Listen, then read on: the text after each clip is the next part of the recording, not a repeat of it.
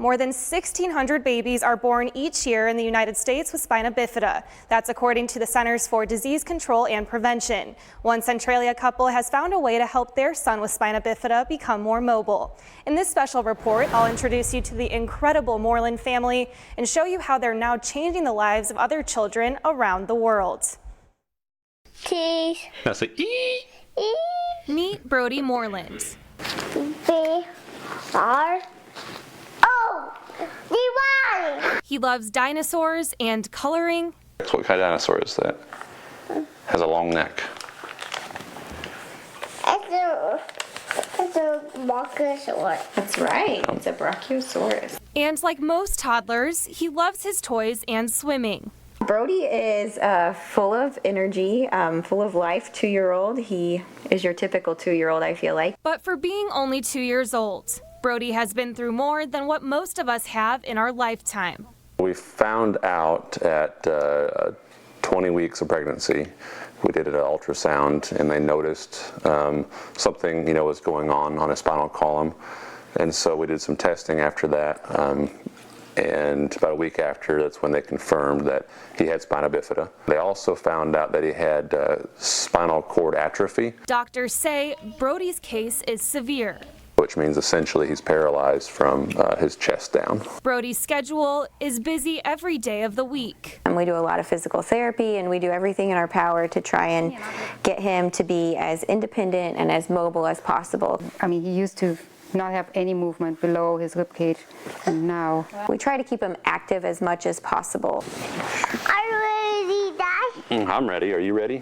Yeah. He also has to be in a stander of some sort for at least 2 hours a day, so that helps with his bones and muscle density. Brody first started physical therapy at 6 months old. at that point he didn't have any movements in his legs. He had no strength in his trunk. He couldn't even hold his head up. Squeak it again. Dunk it. Yeah. Whoa! The goal was for him to be able to move on his own.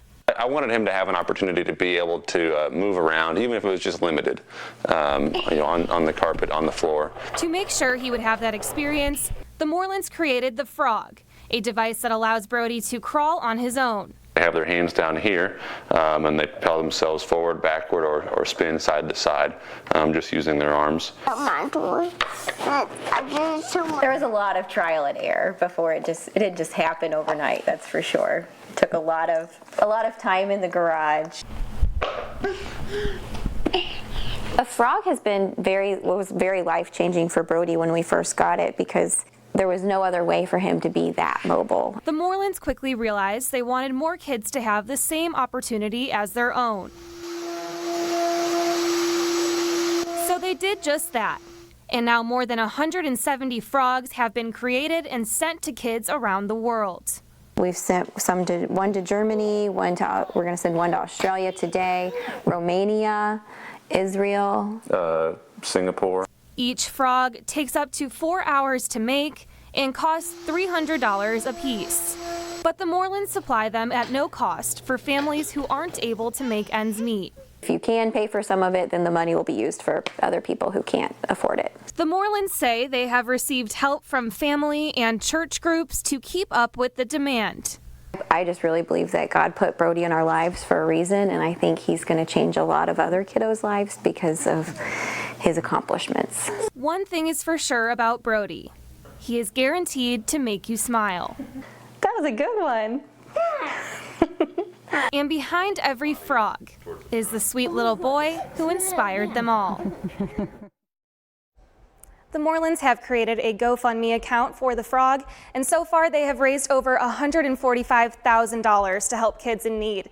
Taylor says he's working on other mobility devices to hopefully send out in the future.